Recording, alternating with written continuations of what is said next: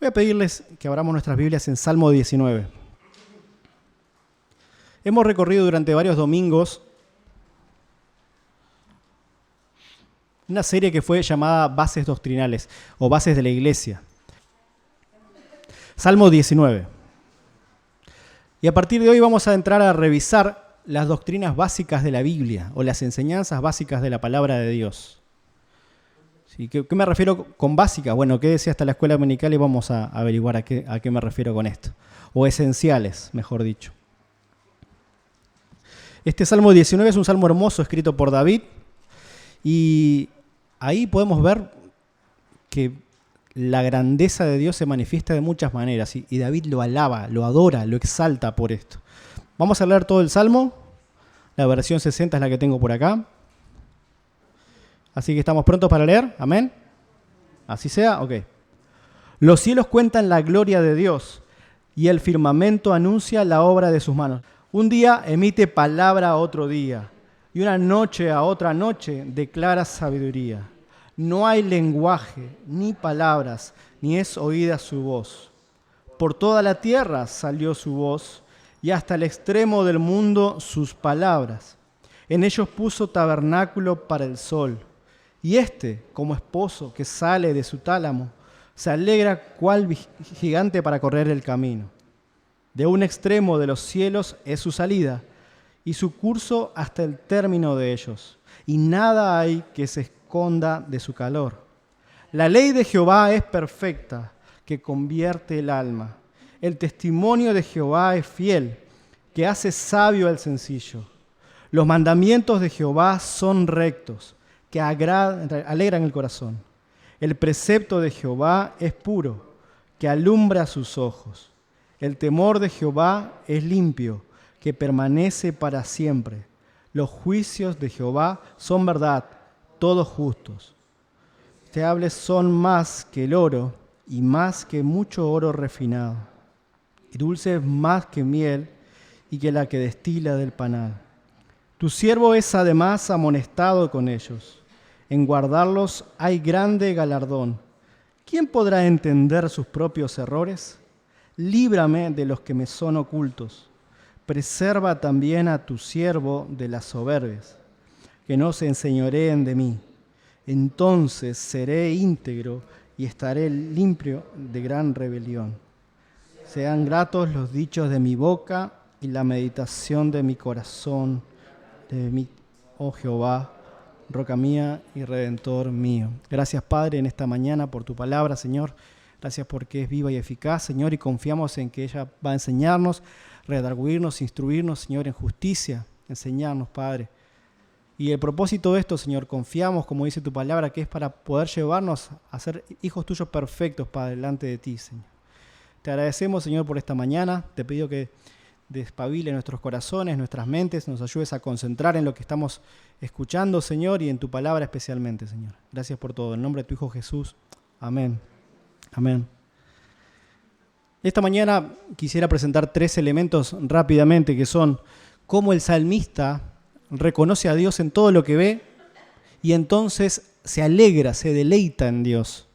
Seguidamente, cómo el salmista, David, reconoce la palabra de Dios y lo importante que es ella y entonces se deleita en sus beneficios, en los beneficios de la palabra de Dios. Y finalmente, cómo es que el salmista reconoce a Dios y al reconocerle en lo que ha creado y en su palabra se da cuenta de quién es Él y cuánto necesita de Dios. Esto lo vamos a ver en 3 secciones. La primera del 1 al 6, la segunda del 7 al 11 y la última del 12 al final, al 14. Capaz que suena un poco estructurado, estoy tratando de ser específico por si quieren anotar las partes allí en la hojita que le di. Pero con el paso del tiempo va a ver que voy a hacer menos explícito en la estructura. De todas formas, déjeme decirle, cuando uno escribe una canción, cuando uno escribe un poema, estoy seguro que alguno de ustedes lo ha hecho, alguna carta, tiene algo en mente, tiene algo que quiere comunicar. La intención que tenemos que buscar es cuál es esa intención que tenía David al escribir este salmo. No voy a preguntarlo ahora, lo vamos a estudiar en la segunda parte, pero a mi entender es probablemente relacionado con lo que dice al final, ¿no? Porque ustedes ven cómo David hace un desarrollo. Me encanta cómo hace este desarrollo David, porque empieza mirando hacia afuera Y uno se lo puede imaginar quizás a David sentado, algunos dicen en el desierto cuando estaba escapando, este salmo redactado ahí, otros dicen en algún momento cuando estaba siendo rey y tenía tiempo para pensar. Bueno, sea como sea, en el momento que David escribe este salmo, uno se lo puede imaginar sentado y mirando el cielo, mirando las estrellas, mirando el sol, contemplando la hermosura de lo que Dios ha creado. Y entonces, de a poco empieza a mirar lo que él tiene. Usted sabe que Deuteronomio habla que cada rey tenía la obligación de leer todos los días la ley. Y además de hacer una copia durante su vida, escribirla a mano. Ojalá todos los pastores, los líderes, hagan esto con la palabra de Dios, copiarla a mano una vez, por lo menos en su vida. Bueno, imagínense David teniendo su devocional, copiando allí, pensando en lo que la palabra de Dios hacía en su vida.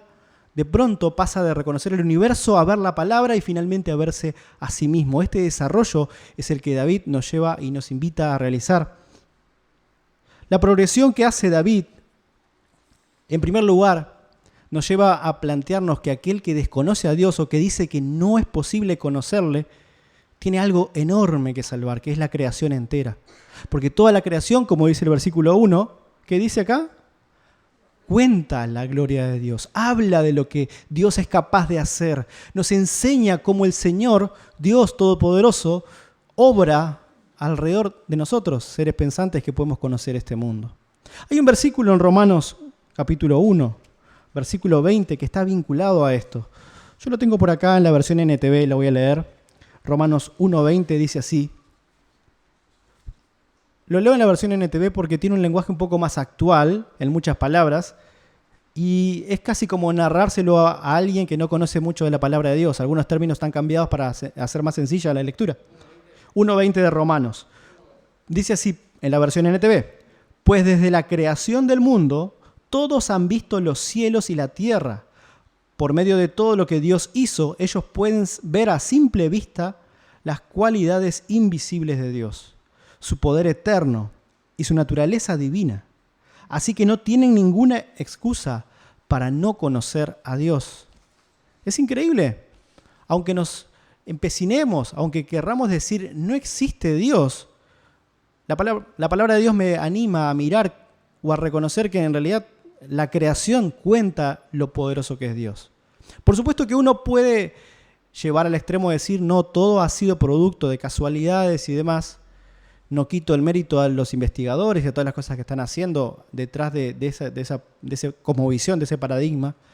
Pero realmente uno, a veces han dicho algunos, que tiene que tener más fe para creer en que las cosas surgieron de la nada que para creer en Dios.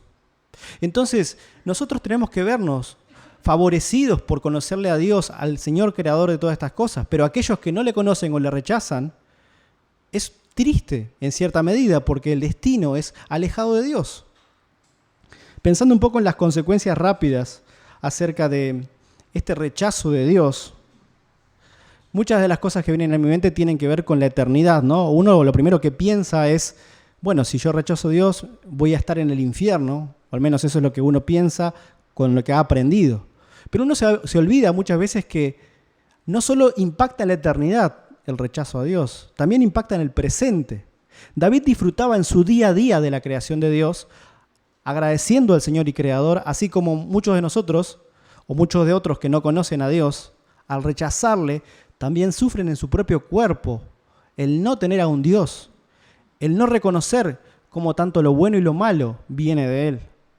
El reconocer y tener a Dios, además de darnos esperanzas y dejarnos dormir por las noches, aunque realmente a veces las circunstancias nos pueden hacer perder el sueño, aún así sabemos que el día de mañana ese sol del que nos habla el Salmo 19 va a salir y que es el Señor el que permite que se renueven sus misericordias cada mañana. Ahora les hago la pregunta nuevamente. ¿Alguno de ustedes ha escrito alguna canción alguna vez? Levante su mano. Bien, precioso. Yo sé que capaz que son los menos, pero estoy seguro que algunos de ustedes sí han escrito un poema. ¿Sí? ¿Un poema? ¿Verdad? Muy bien. ¿Y han escrito alguna carta a los que no escribieron canciones y poemas? Sí, hoy en día. ¿Sí? Y por lo menos un mensaje SMS, un WhatsApp o algo así. ¿Sí? Una carta. Bueno, muy bien. Casi como una mini carta. Nuevamente, pensemos que cuando nosotros escribimos lo que sea, dependiendo de lo que estamos escribiendo, en definitiva, comunicamos algo, buscamos comunicar. Entonces, que quede grabado en nuestra mente que así como nosotros cuando escribimos eso que decíamos recién, David quiere comunicar algo. Y eso es lo que guía a través de todo el Salmo. David se está deleitando en la creación. Está agradeciendo a Dios al nombrar las cosas que le hizo. Y esa es la actitud que debemos tener todos delante de Dios cuando apenas le vemos. Ahora, y esto quizás puede sonar un poco desafiante, no es suficiente decir que conozco a Dios a través de la creación, porque la creación no me habla explícitamente del mensaje de salvación. Puedo tener linda perspectiva de la creación, puedo decir, sí, seguramente haya un Dios, pero eso no me acerca y no me hace estar en paz con Él. Necesito conocer algo más. Entonces, el segundo elemento en esta mañana tiene que ver con la ley de Dios. Para eso le dedica algunos versículos del 7 al 11 allí. Voy a leerlos nuevamente. Prestemos atención y tomemos nota de las cosas que a usted le llama atención ahí, le llama la atención. La ley de Jehová es perfecta, que convierte el alma. El testimonio de Jehová es fiel, que hace sabio el sencillo. Los mandamientos de Jehová son rectos, que alegran el corazón. El precepto de Jehová es puro, que alumbra los ojos. El temor de Jehová es limpio, que permanece para siempre. Los juicios de Jehová son verdad, todos justos. Deseables son más que el oro y más que mucho oro refinado, y dulces más que miel y que la que destila del panal. Tu siervo es además amonestado con ellos. En guardarlos hay grande galardón. Amén. ¿Anotó algunas cosas? ¿Sí? ¿Alguna por lo menos le tuvo que haber llamado la atención? Muy bien, después las vamos a compartir. Acá la palabra de Dios, o la escritura para David hasta ese momento, se la presenta utilizando distintos adjetivos. Y no solo eso, distintas formas en las cuales se las califica, ¿no? Se le dice que la ley habla del testimonio, habla de mandamientos, habla de preceptos. Podríamos pensar también el temor en ese sentido. Los juicios. Bueno, hasta ahí por lo menos podemos señalar 6. A lo mejor alguno ha observado alguno más. Está bien. Yo voy a llamar su atención sobre 3 elementos aquí. Algo que me parece que es importante para David, pero seguramente para usted puede haber otras cosas más. El primero tiene que ver con lo que dice el final del versículo 8, acerca de que el precepto de Jehová es puro, que alumbra los ojos. Acá hay un término que si es que no le prestamos atención lo pasamos por alto. Esto de alumbrar los ojos. La verdad que nos da la idea pensando, claro, porque Salmo 119, 105 dice, lámpara es a mis pies tu palabra, debe ser por eso. Bueno, no tan rápido, en realidad no es necesariamente por eso, aunque en un sentido poético podría ser. No es el mismo salmista, de todas formas, ¿no? Yo lo pensaría quizás más por la vitalidad que Dios da. Por ejemplo, el Salmo 13, si vamos ahí un poquito más atrás, versículo 3, va a haber un contraste en esto de alumbrar los ojos con el hecho de la muerte. Salmo 13:3 dice, mira, respóndeme, oh Jehová Dios mío, alumbra mis ojos para que no duerma de muerte. ¿Ven ese contraste allí entre vitalidad y el dormir, o el alumbrar y el dormir? Muy bien, vamos a otro. Salmo 38:10. Y quizás este salmo puede ser algo familiar para alguno de nosotros. ¿Cómo dice la NTV? Salmo 38:10. Gracias. Y estoy quedando ciego, ¿sí? Muy bien. Si bien el sentido que le da la NTV es acerca del estar como desfalleciendo en cierta forma, es el mismo sentido que busca el versículo que leímos antes, Salmo 13:3, ¿sí? Finalmente, para cerrar esta idea, miremos Proverbios 29:13. Proverbios 29:13. El pobre y el usurero se encuentran, Jehová alumbra los ojos de ambos. La noción que da, incluso cuando leemos otras versiones, es la vitalidad que tienen estas personas. Volviendo al Salmo 19, creo que la principal característica que tiene la Escritura es la de dar vitalidad. No solo en un sentido espiritual, sino también en el sentido cotidiano del día a día, ¿sí? Cuando nosotros creemos en la Escritura, creemos en Dios, en Jesús, el único Señor y Salvador, que llegó y murió por nosotros, cuando entendemos y comprendemos eso, hay una vitalidad, o comienza a existir una vitalidad de nosotros que antes no existía. En ese sentido, es que la palabra de Dios da vida, pero también da vida en el día a día, cuando recurrimos a ella detrás de la búsqueda de las otras cosas que menciona el salmista acá. Por ejemplo, cuando hay temor, cuando hay ansiedad, cuando hay necesidad de buscar, cuando hay necesidad de superar la sencillez, como dice el versículo 7, cuando necesitamos ser alegrados de corazón, podemos recurrir a la palabra de Dios. Entonces encontramos en ella un respaldo o algo que nos permite tener vida día a día, no solamente vida espiritual. Y esto es importante porque la palabra de Dios se transforma como en el motor de nuestro día a día.